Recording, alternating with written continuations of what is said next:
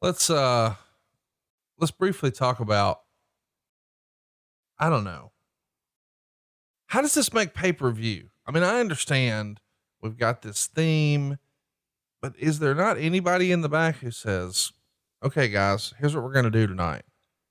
I know we talked briefly about agents earlier, but it just feels like at some point somebody would have thrown the flag on this, but that didn't happen. Is that just sort of the story of WCW in 1990? Yeah, and before that and after that, Right. quite frankly. And they're not the only ones to get that, to get that ailment. Because in WWE, you got one decision maker, one supreme being in Vince McMahon. And in WCW in that era, you weren't really sure who was the brains behind the outfit, because it just was, you know who the boss was, but your boss doesn't understand the product. Right. He's easily manipulated. It was a rudderless ship at times when it came to wrestling creative. So, and Mr. Hurd didn't have the confidence, apparently, or thought that he could master the skill of booking or leading a booking contingent when he really didn't. And I know he talked to Sam a lot, Mr. Mushnick a lot. He talked to Lou Thez. He talked to a St. Louis group of guys. And it just was, I know there was good information there because I got some of the same information from Sam myself, but you had to use elements of it that were applicable for today's athlete. And that's the whole story, that the people that are in talent relations, that are in managing talent now, have to understand you're managing a different breed of cat than you did a generation ago. Different values, different upbringing, different priorities, all those things. I mentioned a flippant remark earlier about the traveling classroom where guys are going from town to town. They weren't on their telephone. They didn't, most didn't even have a cell phone. Now you can't leave home without it. How many people of us, because I raised my hand, I'm guilty, that I leave my house, I get down the road a little bit, and I realize I don't have my phone. What do? Do you continue your journey, go to the grocery store, whatever you got to do, or do you turn around and come back and get your phone?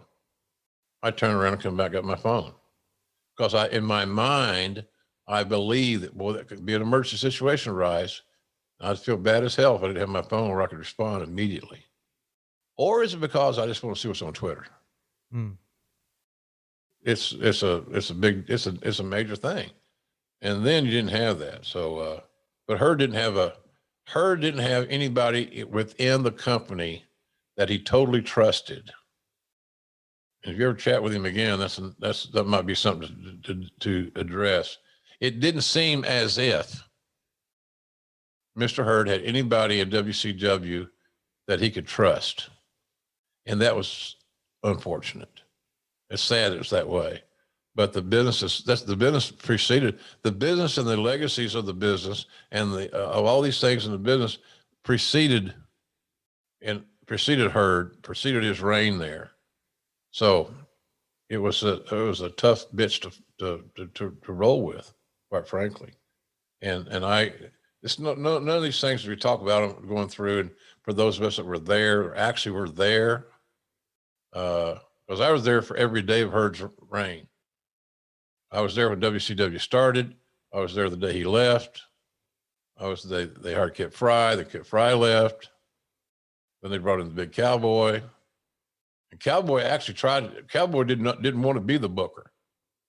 Cowboy wanted to be what I thought Dusty should have been. That was kind of like the general manager, and help the booker with high line items and extravaganzas and things of that nature. So I felt bad for Hurd in that respect. But yeah, that match should. But you're in a pay-per-view. You got it advertised.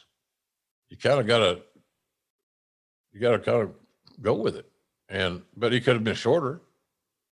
Quite frankly, if you're going to give Bobby Eaton 2 minutes, and you're going to give this shit 5, that's 2.5 times more time for this tag match than Bobby Eaton's getting with Tom Zink. That's mismanagement. So that was whoever was booking that night, that hour, that would have been their call. And then they would have felt convoluted that, well, do I really have this power? How's this going to work out? And all that stuff. It was just a cluster.